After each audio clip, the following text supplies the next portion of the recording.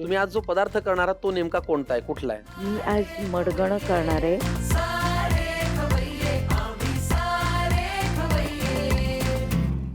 मी स्वतः कोकणी आहे. GSB code Saraswat ब्राह्मण, जीएसबी कोकणी, कारवार बाजूची. तर आमच्याकडे हा मडगण हा प्रकार खास गणपतीच्या वेळी सणासुदीला बनवला जातो. बर, आणि हा मडगण. मडगण मडगण. हा गण आहे. हा ठीक आहे, आता तुम्ही स्वयंपाक करेपर्यंत तो चष्मा इकडे आणा, इकडे आणा. काय हरवायला नको. मी तुमचा चष्मा- पंचायत होईल माझी. नाही, मी जपून ठेवतो ना इथे. जाताना घेऊन जा, नाही तर घरी गेल्यावर मला बायको विचारेल कुठल्या तरुणीचा चष्मा आणला म्हणून. मी आंधळी होती. चला, मडगण साठी लागणारं साहित्य काय ते बघूया. साहित्य घेऊन या प्लीज. छत्रपती संभाजीनगरून माझी ही मैत्रीण आलेली आहे शारदा. वय वर्ष फक्त 76. करतीये मडगण. लागणारं साहित्य सांग शारदा. भिजवलेली चण्याची डाळ, ज्याला कुकरमध्ये एक शिट्टी काढून शिजवून घेतलेली आहे. नारळाचं दूध, ड्रायफ्रुट्स तुपावर परतलेले, 2 चमचे तांदळाची पिठी, विलायची पावडर, चिमूटभर मीठ आणि 1.5 वाटी गूळ. फारच छान. मी थोडेसे ड्रायफ्रूट सुरुवातीला खातो कारण मला ताकदीची शक्ती. गरज आहे. बरोबर आहे. मला तुमच्या वयापर्यंत काम करत राहायचंय. मला एका गोष्टीचं उत्तर द्या. आजपर्यंत तुम्हाला कधी हे कोणी सांगितलंय का तुमची स्माइल फार छान आहे म्हणून? नाही. लग्नाला किती वर्ष झाली? 50. 50. मग 50 वर्षात साहेबांनी एकदाही नाही म्हणले तुझं स्माइल छान आहे शारदा? विचारा. आता मी कुठे त्यांना जाऊन विचारणार? बरं ठीक आहे, जाऊ दे. आज मी तुम्हाला आपलीच स्तुती आपण करायची नसते. मी करतो ना. तुमचं स्माइल फार मग मी सुंदर आहे. कसं सांगू माझं स्मेल चांगलं? धन्यवाद अंबन्य. चला, मडगणसाठी लागणारं साहित्य, हे सगळं साहित्य पुरेसं आहे का अजून काही लागणार आहे? गुळ लागणार आहे याच्यासोबत. तेच मी तुम्हाला म्हणतोय, तुम्ही गुळ आणायला विसरलात. काय गुळ गुळ ते काही काळजी करू नका. गुळ तुम्हाला मीठ देणार आहे. तुम्हाला फक्त देवाला हात जोडून एकदा गुळ गुळ म्हणायचे. गुळ आपोआप येईल म्हणा. गुळ गुळ गुळ आता डोळे गुळ दाखवून तसेच थांबा, मी गुळ घेऊन येतो. हा, गुळ गुळ. काय करूया पहिल्यांदा? एक कढई घ्यायची. कढई लागेल. मला पाणी पण लागेल. हो, देणार ना मी तुम्हाला. आता या बाउल मध्ये चण्याची डाळ काढून घ्या. बर. 1 वाटी. भिजवून शिजवलेली चण्याची डाळ. डाळ. पुरे? हा पुर. तेवढंच पाणी टाका. बरं. अजून थोडस, अर्धा. आता ह्याला थोडस हलवा. बर, ठीक आहे. आता आपल्याला पुढची कृती काय करायची आहे? पुढची कृती, एक छोटा चमचा घ्या. ठीक आहे. हे तयार करून ठेवायचंय ना मला. बर, ठीक आहे. त्याची स्लरी. स्लरी तयार करायची होय. हे काय आहे?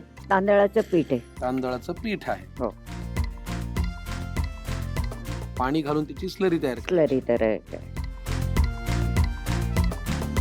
मी मानलं, पण तुम्हाला पदार्थ करून दाखवायला, आपल्या घरची चव दाखवायला तुम्ही संभाजीनगरून इथे आलात. किती छान. आता ही स्लरी याच्यात घालायची का? हो. द्या. बघा. टाका. चालेल. आता आपण गॅस थोडा मोठा थोडस केला. अजून पाणी टाकता का? हो, का नाही? कारण हे तांदळाच्या स्लरी टाकल्यामुळे त्याला थोडासा घट्टपणा आलेला आहे. घट्टपणा आलेला आहे. पुरे का पाणी? बस.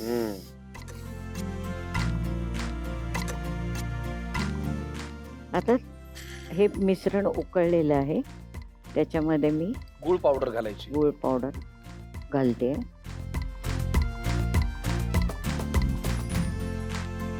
पहिला फसलेला पदार्थ आठवतो? नाही, पहिला नाही फसला, पण लग्न झाल्यावर फसला होता. अरे देवा, काय कुठला फसला होता लग्न झाल्यावर? अनारसा. अनारसा? काय झालं होतं नेमकं, जरा सांगा ना मला. दिवाळीच्या वेळेस माझ्या सासूबाईने अनारसे सांगितले. बरं. जास्त शहाणपणा ना. हा. अनारसा येतो का? हो येतो. शहाणपणा कोणाचं, तुमचं का सासू? माझा. तुमचा होय. हा.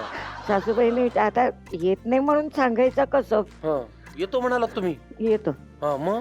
म्हटलं ते पीठ आणलं बिणलं केलं आणि त्यात टाकलं बदा बदा पाणी. मग ते झालं पातळ. पातळ झालं, लापशी झाली अनारशाची. मग काय केलं, त्याच्यामध्ये थोडासा मैदा ऍड केला हा. आणि अनारसे केले, बिघडून केले, बिघडू नाही केले. वा वा. मग काय अनारशाची पेज खाल्ली सगळ्यांनी? नाही नाही, अनारसे चांगले झाले होते, पण त्या कोणाला कळालं नाही की त्याच्यामध्ये मी मैदा टाकलेला आहे. अच्छा. म्हणजे माझ्या दृष्टीने ते फसलेला पदार्थ होता तो. चांगलं झालं कोण म्हणलं मला, ह्याच्यात उत्सुकता आहे. कोणीच चांगलं झालं नाही म्हटलं, पण कोणी नाव पण नाही ठेवले, मुकाट्याने खाल्लं. याचा म्हणजे अर्थ तुमच्या चांगलं. सासरकडच्या माणसांची सहनशक्ती चांगली आहे म्हणायची. मला त्याने सहन केलं. आता याच्यामध्ये मी काय घालताय द्या इकडं. काय हे नारळाचं दूध आहे. किती लागणार आहे सांगा. टाका टाका. थांब, मला पळी पळी देते घ्या ना. का?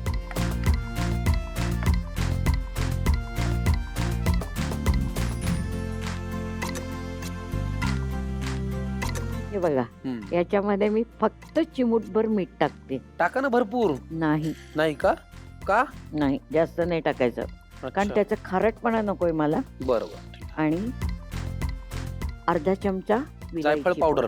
विलायची पावडर. विलायची. जायफळ नाही. आणि माझ्या आवडीचे ड्रायफ्रुट्स कधी घालायचे. आता लास्टला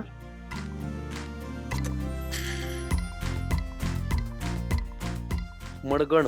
मडगण. वा, संपलं, झालं. झाली रेसिपी. येस. अरे वा. मडगण हा एक अप्रतिम पदार्थ आहे. चण्याची डाळ आहे, त्याच्यामध्ये गूळ आहे, ड्रायफ्रुट्स आहेत. मला तर फार आवडेल याची मला खात्री आहे. आता याच्यावरती थोडीशी कोथिंबीर वगैरे घालायची का. नाही, का अहो, गोड पदार्थ येतो, कोथिंबीर कसं घालणार? तेच मला तुम्हाला राग येतो की नाही जरा चेक करत होतो. तर तुम्हाला राग येतो जर चुकीचं कोणी काही बोललं तर. बरोबर आहे. शेवटच्या कधी रागवल्या होत्या खूप. नाही, रागवले नाही. अच्छा. अन्यायाविरुद्ध मात्र रागव. अन्यायाविरुद्ध रागवता. असं कधी झालं होतं जेव्हा तुम्ही रागवून उठलायत पेटून. आता ऍक्सिडेंट झाला हा समजा, हा त्याला मदत करायच्या ऐवजी हा. व्हिडिओ शूटिंग करणं, हे करणं, त्याबद्दल मला भयंकर चीड आहे. ती जाऊन मी कचडी पकडून त्याला हाकलून देते. अच्छा. अजूनही मी हेल्प करते. बर. पण मुळात मला एक विचारायचंय तुम्हाला, ऍम्ब्युलन्स रायडर किंवा हेल्प रायडर हे तुम्हाला व्हावंसं का वाटलं. त्याच्या मागचं खरं कारण जे हे आहे की माझी मोठी मुलगी हम्म. म्हणजे लग्न होऊन 4 वर्षच झाली होती, म्हणजे हार्डली 30 वर्षाची.